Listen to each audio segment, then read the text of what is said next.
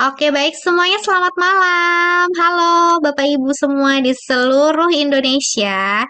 Jumpa lagi bersama saya Diana, produk spesialis dari Forever Healthy Indonesia. Wah, seneng banget ya. Setiap hari Kamis kita selalu berjumpa walaupun hanya bisa melalui online, hanya bisa melihat melalui handphone atau melalui laptop ya. Tapi Bapak Ibu ternyata setiap hari Kamis tentunya Bapak Ibu bisa mengikuti acara spesial dari FAI yaitu belajar mengenai manfaat Cocoa Flavanol. Nah, untuk topik kita malam hari ini cukup seru ya, apalagi ini hari Kamis ya, malam Jumat. Oke, baik. Untuk hari ini, malam ini kita topiknya yaitu manfaat Cocoa Flavanol untuk program kehamilan. Ya, keren banget ya. Jadi biasanya ini sangat menarik perhatian banget nih buat para pengantin baru terutama ya, atau yang sedang menantikan momongan ya. Baik, nanti Dokter Winda akan menjelaskan materinya seperti biasa dan Bapak Ibu bisa menuliskan pertanyaan di kolom chat karena saya akan menutup kolom chat 15 menit sebelum acara berakhir ya. Dan teman-teman semua bisa langsung bertanya jika nanti masih ada kesempatan waktu untuk bertanya, saya akan membuka mikrofonnya dan Bapak Ibu bisa langsung bertanya langsung dengan Dokter Winda. Kita panggilkan dulu pembicara kita yang luar biasa, Dokter Winda. Halo, Halo, selamat malam dok. Baik dok, untuk topik kita malam hari ini, topik yang sangat menarik untuk pasangan baru dan yang sedang menanti buah hati ya dok ya. Saya share dulu untuk materinya.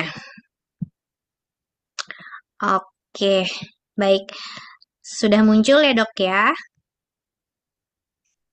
Oke, silahkan dokter Winda. oke, thank you Di. Selamat malam, selamat pagi untuk teman-teman FI di seluruh Indonesia. Gimana nih kabarnya? Sehat-sehat kan ya semuanya ya? Wah, bagus deh. Awalnya cuaca nih sekarang lagi hujan mulu. Saya di rumah hujan aja terus. Jadi kayaknya bawaannya tuh pengen mager. Tapi kalau mager doang sih masih mending ya. Yang paling gak enaknya itu kalau malah jadi sakit, batuk pilek, aduh, ganggu banget deh kegiatan kalau seperti itu.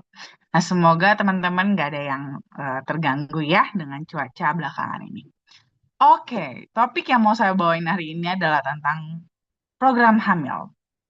Nah, ini memang topik yang menarik ya, menarik karena soal kehamilan siapa sih ya yang nggak pengen, ada aja sih yang nggak pengen. Cuman namanya kalau kita sudah berkeluarga gitu kan, pastilah impiannya adalah punya keturunan ya. Makanya kalau untuk punya keturunan, eh, salah satu caranya pasti yang paling diharapkan adalah ya tentu melalui kehamilan. Nah, kehamilan itu sendiri sebenarnya apa sih gitu ya? Jadi kehamilan itu adalah suatu proses yang terjadi mulai dari pembuahan ya sampai kelahiran. Jadi nggak dibilang kehamilan itu pas udah kelihatan di USG itu udah ada kelihatan bayinya atau perutnya udah gede baru dibilang hamil. Enggak ya. Baru terjadi pembuahannya aja itu sebenarnya sudah terjadi kehamilannya. Ya. Jadi begitu sel telur dibuahi oleh sel sperma, lalu dia tertanam di rahim, sampai nanti dia akhirnya berkembang, itulah rangkaian proses kehamilan. Slide. Nah, itu dia. Makanya pada beberapa kondisi program hamil itu direkomendasikan banget ya. Sebenarnya nggak cuman semata-mata supaya kita bisa cepat dapat keturunannya. Tapi yang utamanya sebenarnya adalah untuk mendapatkan kehamilan yang lebih sehat. Karena kita tahu banget salah, ya kan, yang mengalami komplikasi, yang beresikonya tinggi. Tentunya kita nggak pengen dong udah akhirnya berhasil hamil, kehamilannya bermasalah. Tentunya kita nggak pengen seperti itu, ya. Kita pengen kehamilan yang lebih sehat. Makanya perlu perencanaan kehamilan. Slide. Nah, jadi kita tahu nih, karena kehamilan ya, itu ternyata juga menjadi sumbangan ya, salah satu penyumbang yang cukup besar dalam angka kematian ibu dan anak, terutama bayi. ya. Terus juga makanya kita perlu untuk mencegahnya dengan perencanaan kehamilan. Selain itu juga kalau kita bisa merencanakan nih kehamilan, itu dia tadi kita bisa mencegah komplikasi ya, komplikasi penyakit terutama pada kesehatan ibu dan bayinya. Dan juga tentunya untuk bisa hamil itu nggak hanya sekadar hamil jadi udah gitu aja. Tidak hanya sekadar itu aja, tapi akan ada step selanjutnya yaitu apa? Pengasuhan gitu ya. Bayi yang sudah dilahirkan kan tentu perlu dirawat, diasuh. Nah, proses itu pun juga penting kalau seandainya kehamilannya itu terencana dengan baik.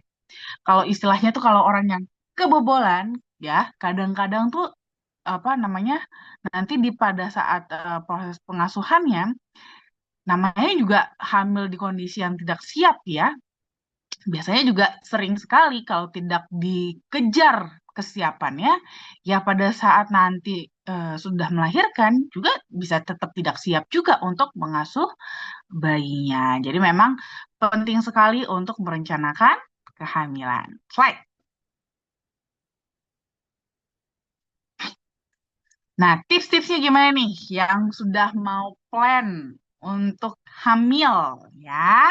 Pertama, paling standar adalah konsumsi asam folat. Asam folat itu gunanya buat apa? Utamanya adalah untuk sel darah merah atau hemoglobin. Ibu hamil jangan sampai anemia. Ya, anemia nanti kalau di termin-termin apa trimester-trimester akhir ya nggak apa-apa deh. Tapi jangan dari awal gitu ya. Usahakan dari awal tuh jangan sampai anemia. Kenapa? Karena hemoglobin si ibu adalah pembawa nutrisi dan oksigen untuk janinnya nanti. Kalau seandainya untuk si ibunya aja masih kekurangan, gimana mau bagi ke janinnya gitu ya. Jadi penting sekali untuk memastikan jangan sampai si ibu anemia. Makanya konsumsi asam folat sejak mulai mau merencanakan kehamilan. Terus juga kalau bisa cek kesehatan ya, cek kesehatan ke dokter untuk memastikan kira-kira ada nggak sih masalah kesehatan tubuhnya itu yang beresiko ya, beresiko membuat kehamilan yang mungkin jadi lebih sulit atau memiliki kehamilan yang bermasalah. Dan ini sebenarnya tidak hanya apa namanya berpengaruh untuk ibu aja ya, tapi juga termasuk untuk ayahnya juga. Lalu tentunya kehamilan tidak akan terjadi kalau nggak berhubungan intim. Jadi tentu haruslah berhubungan intim. Tapi kapan? Di masa subur. Ya, berhubungan intim utamakan itu secara rutin di masa subur. Di luar masa subur bebas ya. Mau berhubungan intim boleh, istirahat dulu boleh juga nggak apa-apa ya. Tapi yang penting utamanya adalah di masa suburnya. Supaya apa? Supaya ketemu sama sel telurnya. Karena sel telur itu hanya ada di masa subur saja. Ya, lalu jangan lupa kelola stres, terapkan pola hidup yang sehat, kontrol berat badannya, makan makanan yang sehat dan bernutrisi, dan tentunya jaga kualitas dan kuantitas serdadunya, ya, yaitu sperma dan sel telur supaya bisa menghasilkan janin yang sehat dan kuat. Slide. Nah, gimana nih caranya meningkatkan kualitas dan kuantitas dari sel sperma dan sel telur? Nah, jadi basically intinya sih utamanya kita jaga yang diproduksi supaya yang diproduksi itu jangan sampai rusak. Caranya gimana? Kurang-kurangin tuh hal-hal yang bisa merusak tubuh seperti alkohol, rokok, ya. Itu di stop dulu deh, ya, supaya tidak merusak spermanya, tidak merusak sel telurnya. Terus juga pertahankan berat badan yang normal, mulai olahraga yang rutin, gaya hidup yang lebih sehat, ditambah juga cukupi kebutuhan nutrisi untuk antioksidan, supaya bisa membantu juga untuk melindungi produksi dari sel sperma maupun sel telurnya. Slide. Nah, memperkenalkan nih produk saingan kita itu Cocoa Flavanol, ada varian yang original, DTM Liquid, dan juga NutriFlow. Slide. Kalau kita ngomongin soal flavanol, tentunya kita akan ngomongin soal kepalanya, yaitu polifenol.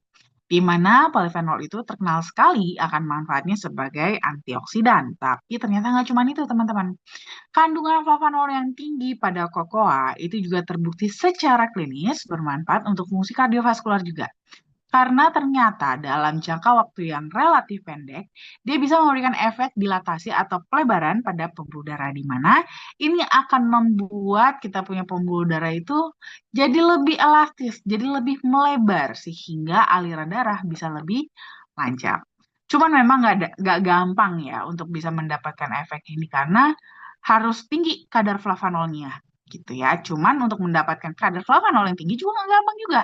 Karena biasanya pengolahan biji kakao menjadi bubuk kokoa itu sendiri pun itu cenderung merusak kadar flavanolnya sehingga pada bubuk kokoanya itu ending produknya biasanya kadar flavanolnya sudah rendah atau bahkan malah sudah nggak ada, habis gitu ya. Makanya dibutuhkan nih metode pengolahan biji kakao yang khusus di mana bisa membantu untuk mempertahankan kadar flavanolnya bisa tetap tinggi. Slide.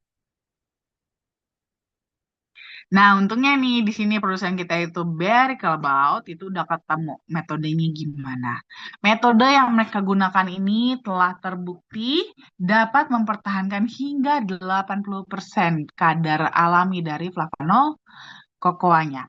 Dan bahkan bubuk kokoa yang dihasilkan dari proses yang sudah mereka patenkan ini bahkan itu sudah diberi brand Acticoa dan Acticoa inilah yang menjadi bahan baku semua lini produk Cocoa Flavanol FHI. Slide.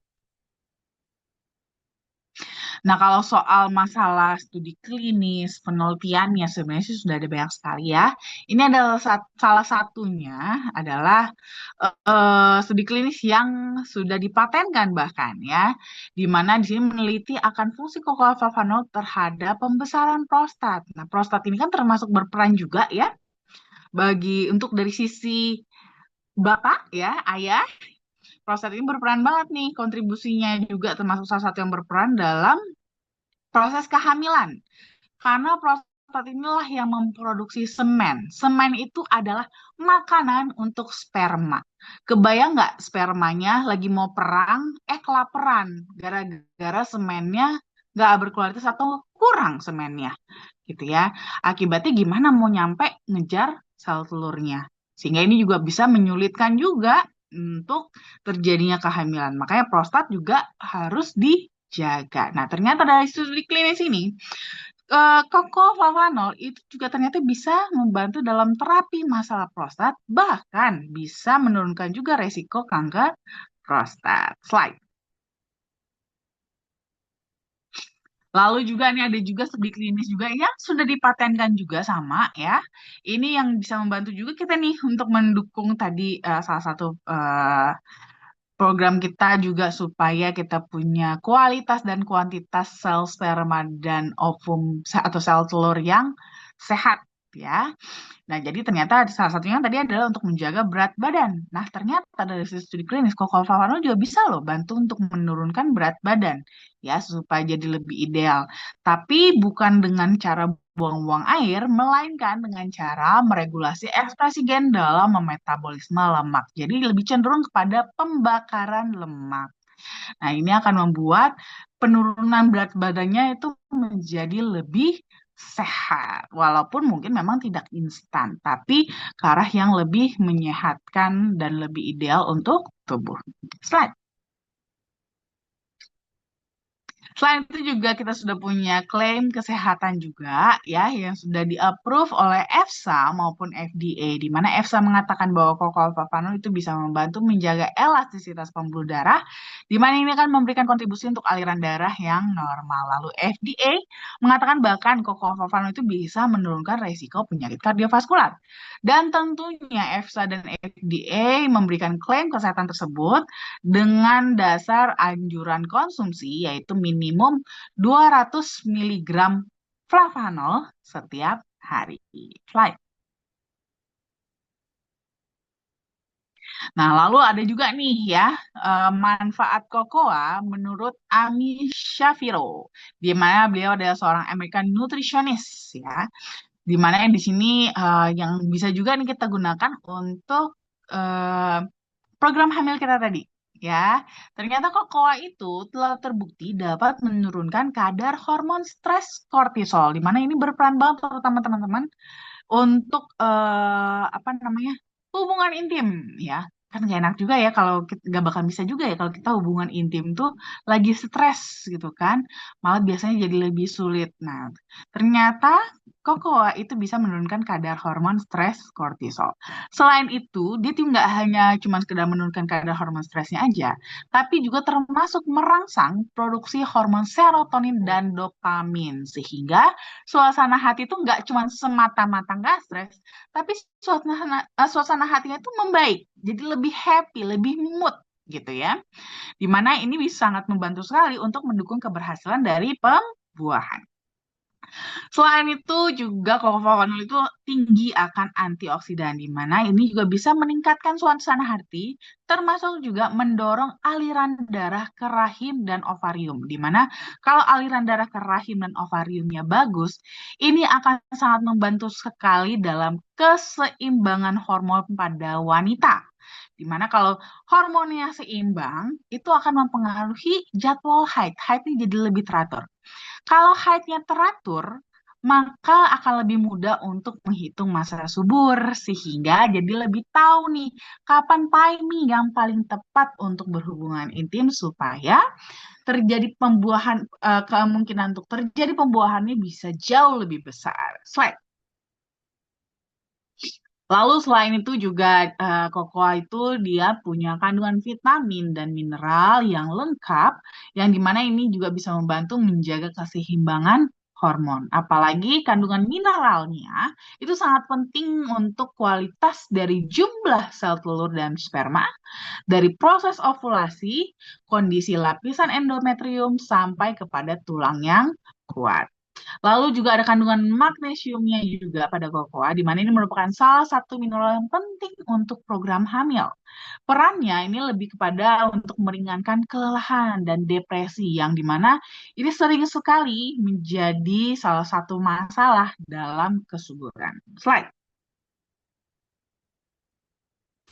Nah, nggak cuman fluorofonol aja, ada juga bahan lain yang mendukung. Ya, seperti Centella asiatica. Centella asiatica kan kesannya kayaknya buat kulit ya, buat anti-aging, untuk kulit sensitif. Nah, ternyata nggak cuma itu. Centella asiatica juga bisa berperan juga untuk kesuburan. Pada pria, Centella asiatica itu bisa membantu untuk meningkatkan libido dan juga mencegah kelelahan serta meningkatkan energi saat berhubungan. Sedangkan pada wanita, itu di dalam Centella asiatica itu tuh ada kandungan karoten, di mana itu bermanfaat dalam menjaga kesuburan wanita. Karena karoten itu sangat tinggi ternyata di dalam Centella asiatica, dan dia kan berperan sebagai antioksidan ya, sehingga sangat membantu sekali untuk regenerasi dari sel telur. Slide. Selain ada Centella asiatica, ada juga black garlic. Black garlic ini tentu terkenal sekali akan kandungan polifenolnya, jadi otomatis nih dia punya aktivitas antioksidan juga yang tinggi, yang kuat gitu ya. Jadi sering sekali gunakan terutama untuk masalah-masalah kardiovaskular, bahkan kepada masalah kanker, tumor miom ya, diabetes, bahkan penyakit-penyakit saraf seperti stroke, Alzheimer, Parkinson sering sekali menggunakan black garlic ini. Dan ternyata tidak cuma itu aja. Black garlic juga bisa juga bantu untuk kesuburan juga. Karena ternyata black garlic itu kaya akan selenium ya, di mana selenium ini merupakan nutrisi yang dipercaya beberapa ahli dapat meningkatkan kesuburan pada pria dan juga mampu meningkatkan produksi sperma.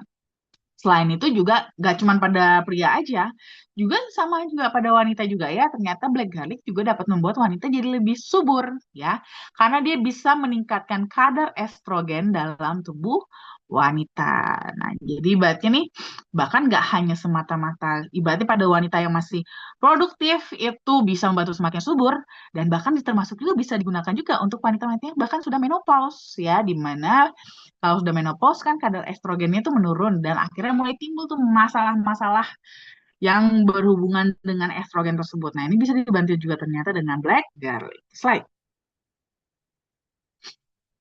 Selain itu juga ada kandungan-kandungan lain seperti ginseng, guarana ya untuk membantu meningkatkan apa namanya libido karena tentunya tadi ya untuk terjadi pembuahan ya tentunya harus berhubungan intim.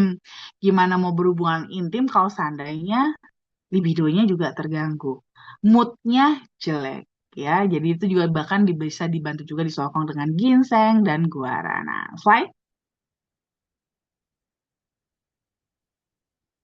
Selain itu juga ada kandungan vitamin B7 ya. Kalau vitamin B7 ini lebih berperan terutama adalah untuk pembakaran protein, karbohidrat, dan lemak. Di mana ini akan bermanfaat banget untuk memproduksi energi. Tentunya tadi ya untuk berhubungan intim kan butuh tenaga juga kan. Nah, di sini ada bantuan vitamin B7 juga supaya lebih energi. Selain itu juga ada vitamin C ya. Juga kita untuk membantu dalam menjaga struktur kolagen di mana ini merupakan penghubung semua jaringan ya. Jaringan saraf, kulit, tulang rawan dan juga jaringan lain di tubuh kita. Selain itu juga dia berperan juga dalam menyembuhkan patah tulang, memar, pendarahan kecil, dan juga luka ringan. Lalu juga ada cysteine, ya ekstra lagi antioksidannya untuk extra protection, ya melindungi tubuh dari kerusakan akibat radikal bebas dan juga toksin. Slide. Nah, jadi kalau kita mau rangkum manfaat dari kokolflavanol tentunya adalah untuk kardiovaskular memang utamanya ya. Mulai dari menjaga kestabilan tekanan darah, kadar gula darah, maupun kolesterol. Tapi tidak hanya itu, karena basically dia adalah antioksidan, jadi juga bisa membantu mengurangi resiko kanker dan juga baik untuk kesehatan kulit. Slide.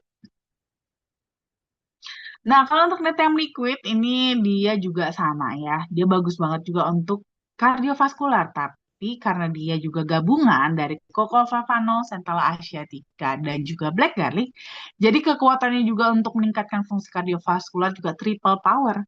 Dan ada tambahan bonus manfaat lainnya juga ya, seperti bisa lebih melancarkan sirkulasi aliran darah pada ginjal, lalu juga membantu mempercepat proses penyembuhan luka, membantu meningkatkan produksi kolagen, meningkatkan daya ingat dan fungsi saraf, serta mengatasi peradangan dan juga nyeri sendi. Slide. Oke, ini karena kebetulan flavanolmennya kayaknya lagi nggak ada, kita skip. Nah, lalu ada Nutriflow nih. Nutriflow. Nah, Nutriflow ini dia eh, lebih buat apa ya bilangnya ya, buat energik tadi ya, jadi buat ekstra tenaga karena pada Nutriflow itu dia penyerapan nutrisinya juga lebih optimal, lebih difokuskan di Nutriflow ini sehingga metabolismenya juga bisa lebih efektif ya, terutama lemak dan protein, di mana ini akan membantu untuk produksi tenaga ya yang lebih banyak juga, di mana tenaga tersebut tentunya bisa kita gunakan banyak ya, macam-macam buat olahraga, untuk beraktivitas, bahkan termasuk juga untuk berhubungan intim. Selain itu juga pada Nutriflow juga ada extra protection juga ya. Dia melindungi sel dari stres oksidatif dan juga membantu memperkuat daya tahan tubuh. Bahkan teman-teman bisa gunakan Nutriflow ini juga untuk menurunkan berat badan ya, karena bisa digunakan sebagai meal replacement ya. Jadi bisa digunakan sebagai pengganti sarapan ataupun pengganti makan malam. Slide. Nah, jadi kalau untuk konsumsinya, kita berpegang pada yang dianjurkan oleh EFSA maupun FDA, yaitu minimum 200 mg flavanol setiap hari. Nah, untuk mendapatkan 200 mg flavanol itu gimana caranya? Kalau pada varian yang original, teman-teman tuh bisa mulai konsumsi dari 3 gram. Ya, 3 gram aja itu udah dapat 200 mg flavanolnya. Kalau lebih boleh nggak? Tentu boleh. Disesuaikan saja dengan kebutuhan tubuh masing-masing. 5 gram, 10 gram, 15 gram, boleh disesuaikan. Slide. Nah, kalau udah TM liquid ini bisa teman-teman konsumsinya itu ya 1 sampai 2 saset maksimal per hari ya. Kalau udah TM liquid ini jangan lebih dari 2 saset ya teman-teman, karena takaran konsumsinya memang maksimal di 2 saset. Nah, di sini nanti kalau kira-kira mungkin tubuh teman-teman masih butuh ekstra nutrisi, itu boleh teman-teman tambahkan dengan varian yang original ataupun dengan varian apa namanya Nutriflow ya. Slide. Nah, kalau Nutriflow ini bisa teman-teman konsumsi 1 sampai 2 kali sehari juga ya. Tapi konsumsinya dia dengan menyeduh 15 gram. 15 gram itu kira-kira sekitar 1 sendok makan ya kurang lebih. Nah, ini bisa teman-teman gunakan juga bahkan nih. Umpamanya mungkin teman-teman yang lagi mau program hamil, tapi aduh saya lagi agak kelebihan nih berat badannya. Bisa teman-teman konsumsi dengan Nutriflow ini. Nah, Nutriflow ini bisa teman-teman gunakan juga sebagai pengganti makan, pengganti sarapan, pengganti makan malam, ataupun mungkin teman-teman pengen snack sore atau snack siang tapi versi yang lebih sehat, bisa juga teman-teman gunakan Nutriflow ini supaya membantu tidak hanya terpuaskan untuk eh, kepengen ngemilnya, tapi juga termasuk juga bisa sambilan juga meningkatkan metabolisme tubuh supaya bisa lebih membakar eh, lemak-lemak, protein menjadi energi. Thank you.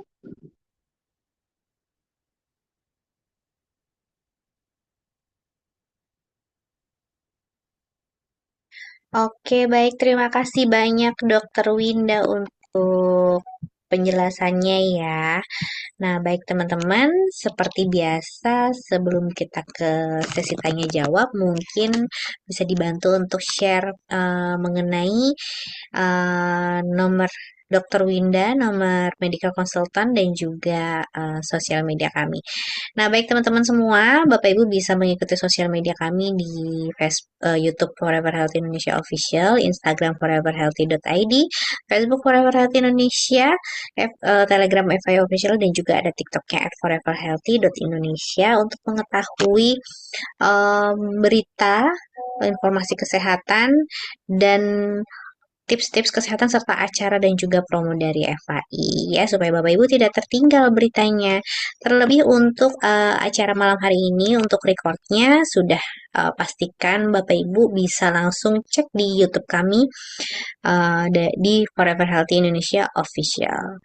Selanjutnya ada FI Medical Consultant di nomor 0878 1706667. Bapak Ibu bisa langsung chat di nomor Dokter Winda untuk bertanya seputar masalah kesehatan ya tentunya ya. Seperti dosis, aturan pakai, dan juga masalah penyakit lainnya. Selanjutnya kita ada promo Escape to Vietnam 4 hari 3 malam ya. Caranya dengan mengumpulkan 75 poin trip ditambah dengan 8.000 pairing, dan ini sudah kita mulai dari tanggal 1 Februari ya. Jadi promonya sudah berjalan kurang lebih 5 hari sampai dengan 30 April 2025. Nah, teman-teman yang mau jalan-jalan Vietnam ya, bisa langsung mendapatkan dan mengikuti promo tersebut ya. Baik, itu dia tadi promonya ya Dokter Winda ya. Kita sekarang kembali ke sesi tanya jawab. Ada dari Bapak Irawan. Malam dokter, izin menyampaikan tentang tumor istri saya. Memang ada perubahan dan tidur juga nyenyak. Hanya cairan agak banyak yang keluar dari payudara. Gimana solusinya ya dok? Oke. Oh iya, saya ingat nih kasusnya waktu itu ya. Berarti sudah dirubah ya cara minumnya ya. Berarti kan jadi 2 TTM dengan 3 kali 5 gram original. Nah itu sebenarnya sih gini Pak, kalau untuk cairan yang keluar dari payudara, ini bisa macam-macam sih maknanya. Bisa juga ini salah satu proses detoksifikasi juga, lagi pembersihan gitu ya pengeluaran. Jadi sebenarnya nggak apa-apa sih itu keluar, cuman tetap dipantau ya, tetap dipantau yang keluar warnanya, teksturnya, baunya, terus juga mungkin ibarat kata ada darah atau tidak ya, darahnya kalau misalnya ada darah, darahnya warna apa? Merahkah, merah segar atau kehitaman gitu kan? Karena ini memang terkadang yang cairan yang keluar ini juga harus dievaluasi. Ini cairan apa? Gitu. Apakah cairannya bening atau malah ini suap nanah gitu kan? Nah, karena ini bisa maknanya bisa macam-macam. Mungkin nanti boleh Pak ya sambil kontrol nanti boleh dicek itu kira-kira cairan yang keluarnya apa. Tapi sebenarnya sih selama itu keluar itu masih lebih mending sih sebenarnya. Karena kan berarti kan dia terbuang kan, terbuang gitu. Paling tadi poin-poin yang perlu diperhatikan gitu ya.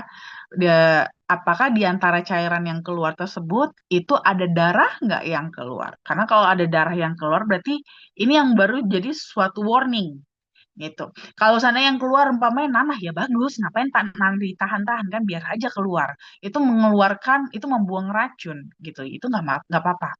Itu justru lagi pembuangannya. Tapi kalau misalnya keluar umpamanya darah, nah itu baru kita wah harus waspada. Kalau sana ada apa ya darah, apalagi darahnya segar contohnya warnanya.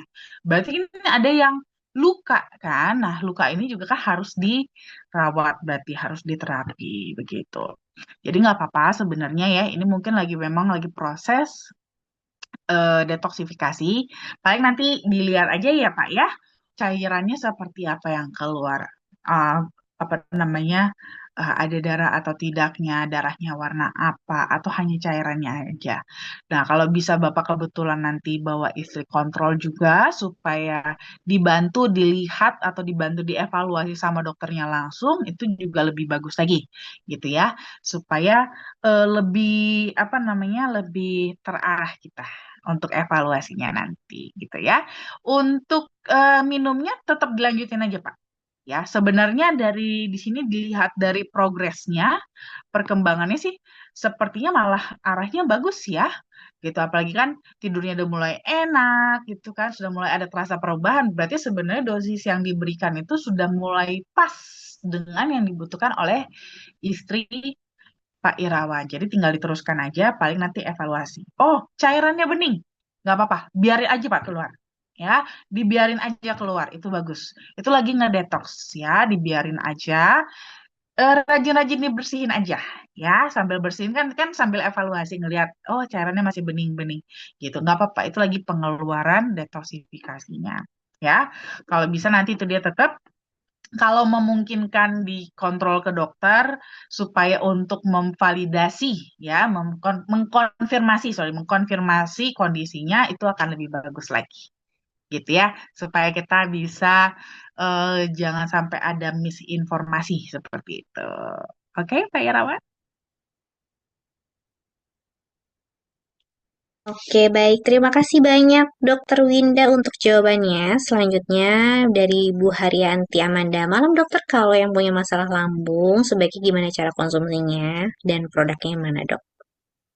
Oke, nah kalau yang punya masalah lambung sih sebenarnya kalau saya pribadi ya saya lebih suka kasih yang DTM liquid. Saya lebih suka liquid sih kalau untuk yang punya masalah lambung. Dan dikonsumsinya tetap sih, saya akan lebih rekomen baiknya setelah makan aja, ambil amannya aja. Ya, hmm, apakah itu akan mengurangi manfaatnya? Sebenarnya enggak sih, ya, sebenarnya tidak. Cuman ibarat kata gini, kalau pada saat konsumsinya itu pada saat perut kosong, otomatis penyerapannya jauh lebih cepat gitu ya. Penyerapan full ya, penyerapan lengkapnya itu otomatis pasti lebih cepat karena kan kosong. Jadi ibaratnya nih lambungnya tuh cuman ngolah dia doang gitu, liquidnya doang. Jadi bisa lebih cepat kelarnya istilahnya seperti itu. Tapi kalau setelah makan, otomatis kan dia akan diolah bareng-bareng dengan makanan yang baru masuk gitu kan, otomatis jadi lebih lama sampai diserap lengkapnya. Tapi bukan berarti jadi berkurang yang diserap, tetap sama kok ya. Jadi nggak apa-apa, nanti konsumsinya setelah makan saja ya. Yang mana yang konsumsi saya biasanya kalau kayak gini lebih rekomen liquid. Cuman paling nih nanti ada beberapa perhatian. Kalau liquid itu kan memang dia dosisnya lebih strong gitu ya. Dosisnya memang kalau untuk yang punya masalah lambung biasanya akan lebih nyaman konsumsinya liquid untuk lambungnya, tapi belum tentu untuk badan secara keseluruhan karena memang dosisnya lebih strong. Belum tentu juga ibaratnya tubuhnya tuh butuhnya sampai sebanyak itu. Jadi mungkin kadang-kadang pada beberapa kondisi itu malah kayaknya rasanya kayaknya aduh kekencengan gitu kan untuk konsumsi liquid.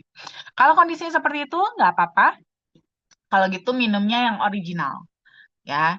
Original minumnya, cuman tetap minumnya setelah makan saja ya, setelah makan. Dan kalau bisa sih kalau memungkinkan sebelum makan nanti tetap minum obat mah ya, minum obat mahnya tetap diminum aja seperti biasa. Habis itu baru makan, habis itu baru konsumsi flavanolnya. Gitu. Jadi paling eh supaya biar lebih aman. Tapi boleh nggak dok kalau seandainya saya nggak mau minum obat mahnya gitu. Pada dasarnya sih boleh-boleh aja.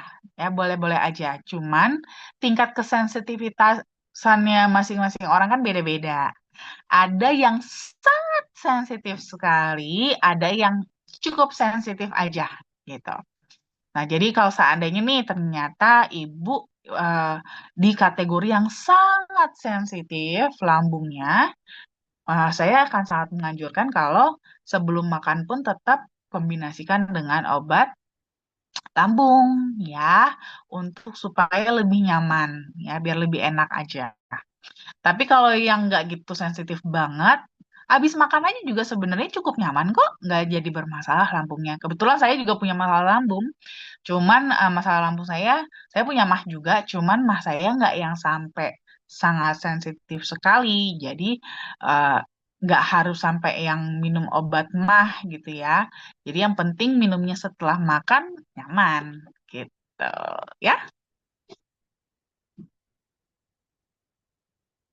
Baik, terima kasih banyak Dokter Winda untuk jawabannya. Ini tentunya untuk semua pertanyaan yang memiliki kasus riwayat asam lambung ya dok ya, bisa menggunakan aturan yang tadi Dokter Winda katakan. Baik, selanjutnya kita ke Bu Rosiana. Malam dok, pertanyaan saya yaitu anak saya sakit tipes. Nah, mana yang cocok dikasih kemudian sangat capek kalau jalan berapa meter gitu. Jadi mudah lelah ya dok ya, jawaban apa pertanyaannya ya dok ya. Dari Bu Rosiana. Silahkan dokter Winda. Oke, nah kalau untuk sakit tipes, saran saya memang kalau bisa jangan jalan dulu ya. Kalau bisa anaknya jangan jalan dulu, Bu. Kalau tipes itu kan sebenarnya masalahnya terutama adalah pada usus, ya. Masalahnya pada usus. Dan kalau lagi kasus tipes seperti ini, usus tuh sangat dianjurkan untuk diistirahatkan. Gitu. Makanya kenapa biasanya orang yang sakit tifus itu sangat dianjurkan untuk bed rest. Gitu, bed rest. Kadang-kadang malah kamar mandi aja nggak dianjurkan gitu ya. Kalau bisa di tempat tidur aja. Gitu. Tujuannya adalah apa? Supaya ususnya itu istirahat. Karena kalau kita jalan ya, kita bergerak beraktivitas, itu akan merangsang gerakan usus. Makanya kenapa kalau kita BAB-nya gak lancar, ya, itu disuruhnya justru suruh olahraga. Karena dengan kita berolahraga itu akan membantu untuk menggerakkan usus juga sehingga BAB itu bisa jadi lebih lancar. Jadi sebenarnya kalau teman-teman tips ada punya masalah sembelit, olahraga aja, ya, jalan, jogging, treadmill gitu ya. Itu akan membantu banget untuk merangsang pergerakan usus sehingga buang air besar jadi bisa lebih lancar. Nah, tapi kondisinya pada tipes itu kebalikannya. Tipes itu harus istirahat justru. Ya, ususnya itu harus istirahat. Jadi otomatis supaya ususnya istirahat, orangnya juga jangan kebanyakan gerak. Ya, makanya dianjurkan sekali untuk bed rest gitu ya. Dan memang biasa sih namanya juga lagi tipes ya, itu apa namanya? eh, karena ususnya kan tadi kan ususnya istirahat, otomatis ini juga akan mempengaruhi penyerapan nutrisi. Ya, akan mempengaruhi kemampuan tubuh dalam menyerap makanan nutrisi. Otomatis ya memang pasti agak lebih lemes ya, jadi kurang tenaga, ya kan? Karena yang nutrisi yang bisa diserap juga nggak bisa banyak-banyak karena kan lagi istirahat khususnya, lagi meradang, lagi capek, lagi eh, bermasalah seperti itu. Biasanya kan sih kalau kasus seperti ini, yang mana aja sih pada dasarnya sih boleh, ya. Original boleh, liquid boleh, Nutrifol boleh. Cuman biasanya saya lebih menganjurkan karena tadi memang lagi istirahat juga, saya lebih menganjurkan ori aja biasanya kalau seperti ini, gitu ya. Ori aja cukup. Ya karena kan kalau liquid dia takutnya terlalu kekencengan juga. Kalau Nutriflow itu Nutriflow sih masih bisa. Nutriflow masih bisa. Tapi jadi biasanya ini lebih kepada cocok-cocokan ya. Ada yang masih bisa nyaman dengan Nutriflow, ada yang eh nggak nyaman juga pada karena kan kebetulan lagi kondisinya lagi tipes. Jadi biasanya saya akan lebih menganjurkan yang netral aja, original. Nanti originalnya bisa diminum 2 kali 5 gram setiap hari. Ya, sambil jangan lupa bed rest dulu aja. Ya, biar dulu kasih istirahat khususnya supaya dia lebih cepat recover-nya. Oke? Oke, baik. Terima kasih banyak Dokter Winda. Nah, sepertinya untuk pertanyaannya juga sudah habis ya, sudah tidak ada. Mungkin ada yang ingin bertanya dengan menyalakan. Oh, ada tambahan nih dok. Dari eh ini namanya Dinas Perkebunan. Mungkin kita bacakan dulu saja ya dok ya untuk pertanyaannya. Saya agak bingung nih. Malam dok, saudara saya masalah paru-paru ada benjolan saat konsumsi paket FAI sering dirasa nyeri kesakitan di bagian paru-parunya dan saat batuk keluar darah kental-kental berlendir sering terasa lemes badannya saat kesakitan kadang terjadi lama durasi rasa sakit dan terasa lemas sehingga konsumsi FAI produk FAI-nya di skip lagi. Itu kenapa ya dok ya? Mungkin bisa dibantu untuk jawabannya dok? Oke, nah ini memang biasa sih sebenarnya di tahap-tahap awal itu memang konsumsi koko karena flavano itu kan dia tinggi antioksidan, ya antioksidan yang tinggi. Jadi otomatis begitu dia masuk ke dalam tubuh kita, reaksi dia adalah bersih bersih, gitu ya bersih bersih. Nah di sini kebetulan saudaranya ibu lagi ada tumor. Ya kan karena ada benjolan kan benjolan itu tumor apakah dia tumor ganas atau jinak kita belum tahu ya. Nah tapi terlepas dari dia ganas atau jinak itu adalah suatu benda asing gitu ya. Sehingga pada saat kita berikan antioksidan itu reaksinya adalah bersih bersih dari benda asing ini. Benda asing ini akan berusaha gimana caranya supaya dikeluarkan, dihancurkan, dieliminasi gitu ya. Nah, jadi biasanya reaksi ini terkadang nggak enak gitu. Pada beberapa orang reaksi ini nggak enak gitu. Apalagi kalau seandainya yang dibersihinnya itu banyak. Semakin banyak yang dibersihkan, otomatis biasanya memang efek yang dirasakan ya lebih lebih sakit ya gitu, lebih nggak nyaman biasanya seperti itu. Nah, biasanya sih kalau seperti ini saya sih menganjurkannya bertahap nih biasanya yang saya anjurkan. Jadi ya bisa yang saya apa dosisnya biasanya kalau kasus seperti ini saya akan lebih fokus itu pemberian dosis di DTM liquid dan original. Nah, target konsumsinya itu kan 2 saset liquid ditambah dengan 3 kali 5 gram original. Jadi total konsumsinya itu 5 kali sehari. 2 liquid, 3 original. Ya, 5 gram, 5 gram, 5 gram. Nah, biasanya targetnya seperti itu. Nah, itu memang mungkin pada beberapa tuh, wah, rasanya tuh lumayan ya, kayak Hajar lagi perang. Namanya juga di dalam tubuhnya lagi berperang kan, antara eh, apa namanya sel tubuh plus flavanol dengan si tumornya. Jadi memang biasanya kita rasakan gak enak. Tapi nggak apa-apa sebenarnya, namanya juga lagi dibersihin ya, fight aja terus. Cuman kalau memang nggak kuat banget, bener-bener nggak kuat banget, nggak apa-apa, dosisnya turunin dulu. Ya, jadi bertahap. Ya, mungkin boleh mulai dari, terserah lebih prefer mulai dari liquid dulu atau dari original dulu, terserah, nggak apa-apa, yang mana aja mulai duluan. Mulai, mungkin boleh liquidnya dulu, 2 saset dulu.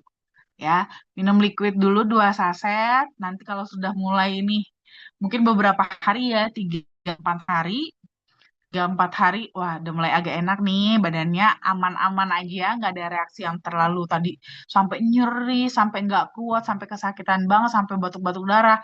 Itu mungkin ibarat kata nggak ada atau pokoknya yang dirasa sama pasien tuh cukup nyaman, tambahin.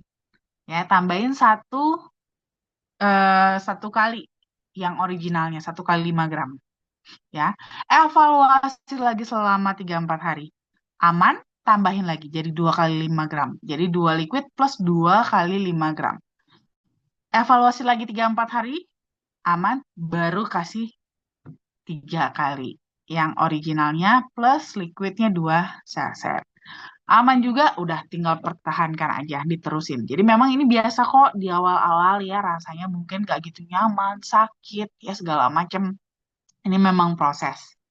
Tapi memang detoksifikasi itu perlu, karena kan kita harus ngebuang ya, membuang racun-racun itu. Kalau umpamanya racun-racunnya dipelihara terus, ditahan terus di dalam tubuh, ya dia akan merusak. Ya, ini ibarat kata ini masih baru di paru-parunya aja yang kena. Dan ini mungkin masih kecil. Nah, nanti kalau itu nggak segera dikeluarkan racun-racun yang bisa bikin yang membuat si benjolan tadi, dia akan membuat benjolan-benjolan di tempat lain juga nanti jadinya. Atau malah mungkin bisa juga ngasih makan benjolan di paru-paru yang sudah ada tadi sehingga benjolannya jadi makin besar dan semakin ganas. Nah, tentunya kita nggak mau itu kan. Nah, makanya kita juga harus agresif ya. Pasien juga harus semangat ya, yaitu dalam pengobatannya supaya hasilnya bisa optimal. Oke? Oke, baik. Terima kasih banyak, Dokter Winda. Nah, teman-teman semua, di sini saya sudah membuka mikrofonnya ya, bagi teman-teman yang ingin bertanya dengan Dokter Winda. Kita masih ada waktu kurang lebih 9 menit lagi ya. Teman-teman bisa langsung menyalakan mikrofonnya untuk bertanya dengan Dokter Winda. Di sini sudah ada yang menyalakan mikrofon, Ibu Rosiana Palayukan. Ada yang bertanya, Ibu? Ada yang ditanyakan, Ibu? Terima kasih. Silahkan, Ibu. Yang saya mau tanyakan, ada teman saya katanya sakit sakit dadanya. Apa yang cocok dikasih? Sakit dadanya seperti apa, Bu? Ya, kurang tahu juga sih karena tadi baru dia tanya, apa yang saya mau minum ini? Sakit sekali saya punya dada. Oke, karena begini, sakit dada itu kan macam-macam ya. Di dada kita kan ada macam-macam. Di situ ada jantung, di situ ada paru-paru, di situ ada bagi wanita, di situ ada payudara. Terus juga ada otot-otot juga. Jadi sebenarnya sakitnya di dada sebelah mana? Sakitnya seperti apa? Sudah pernah dicek nggak itu kira-kira sakit dadanya ini gara-gara apa? Penyakitnya apa? Karena sebenarnya beda penyakit, beda penanganan gitu. Kalau kayak gini tuh kita jadi agak bias kira-kira gara-gara apa ya? Nanti kita mikirnya udah macem-macem, ternyata sakit dadanya cuma sakit otot gitu kan, ototnya doang. Nah itu takutnya nanti jadi salah juga atau sebenarnya nanti ini hubungannya adalah untuk memaintain ekspektasi gitu. Semakin kita tahu penyakitnya apa jelas, kita kan bisa memberikan menyarankan konsumsi yang lebih tepat sehingga nanti ekspektasinya pasien untuk konsumsinya pun jadi lebih tepat gitu. Takutnya nih kalau salah nanti kita kasih dosis yang kurang pas, dia pikir nggak bagus flavanolnya nggak ngefek. Padahal karena memang kita juga nggak tahu penyakitnya apa kan gitu. Jadi mungkin boleh ya Bu Rosiana dibantu juga nanti lebih diperjelas ya sakit dadanya apa. Karena sakit dada itu ada banyak sekali ya. Nanti Kasih dok. mah juga di dada juga soalnya. Kasih dok. Sama-sama. Oke, baik. Semoga cukup jelas ya, Bu Rosiana ya. Baik, masih ada yang bertanya? Boleh saya buka kembali mikrofonnya. Untuk yang ingin bertanya, bisa langsung menyalakan mikrofonnya sekarang. Silakan Bapak Ibu. Ada Ibu Eni Sinambela. Silakan Bu Eni.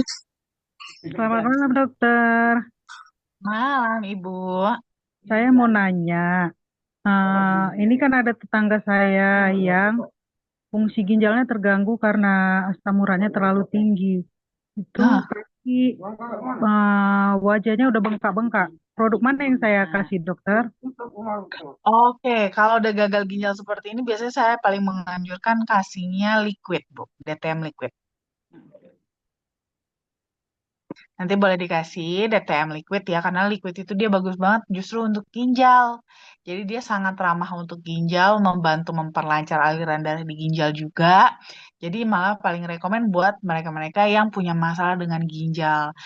Fungsi ginjal sudah terganggu, bahkan yang sudah cuci darah gitu ya. Itu rekomennya konsumsinya yang DTM liquid. Minumnya berapa banyak? Pada dasarnya sih sebenarnya mulai dari 1 saset boleh. Ya 1 saset dulu. Kalau kira-kira kurang, nanti baru ditingkatkan jadi 2 saset. Kapan ditingkatkan jadi 2 saset? Evaluasi dulu 2 minggu. Ya, 2 minggu konsumsi 1 saset dulu aja. 2 minggu kira-kira nanti evaluasi apa yang dirasakan. Ada terasa lebih enak gak? Atau bahkan mungkin ini kok jadi ini ya rasanya apa kayak malah jadi kayak mungkin ada yang rasa-rasa nggak enak gitu. Gak apa-apa. Artinya mau rasanya enak ataupun tidak enak yang dirasakan, artinya dosisnya sudah bekerja. Ya, jadi nggak apa-apa. Jadi kadang-kadang rasa yang nggak enak itu bisa juga karena proses detoksifikasinya, nggak masalah ya.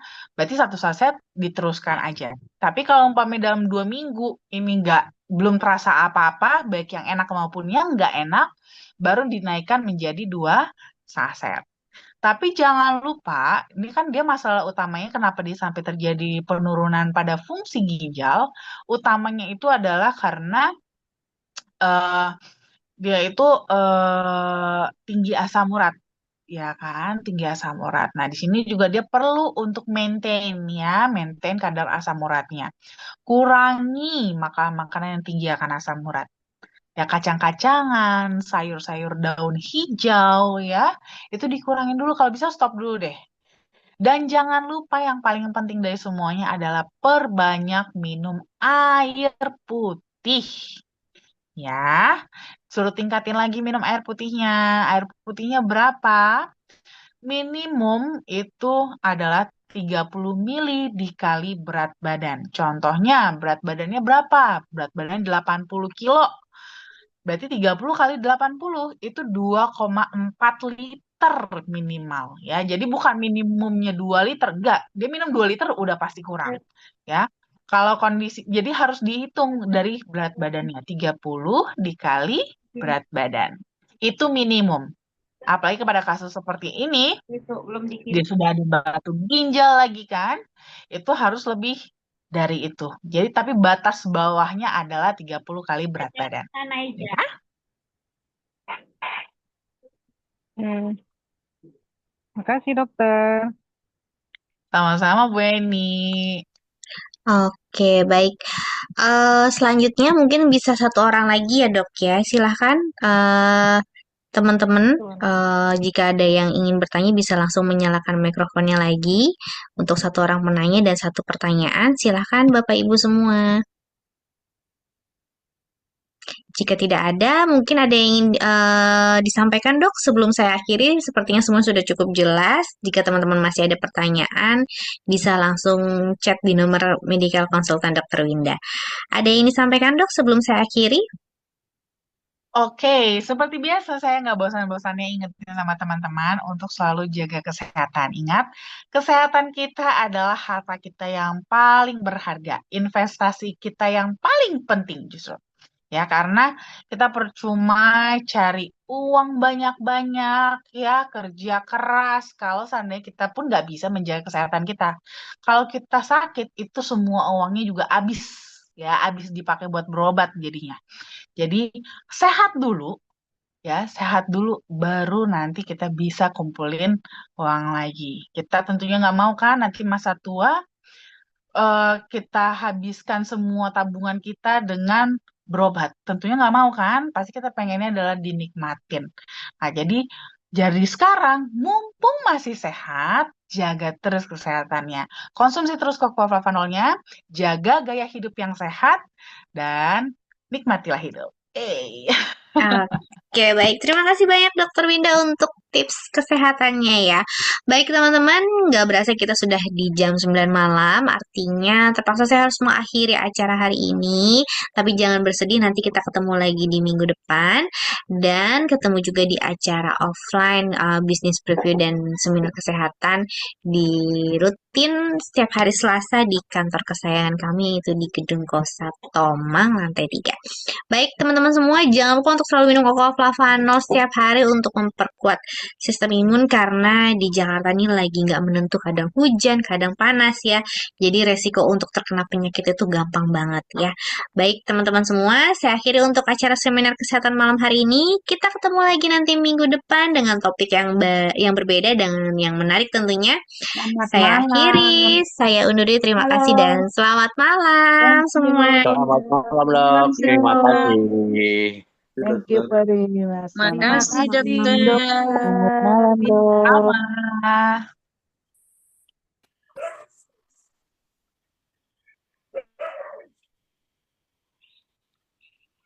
Semenggonggong itu.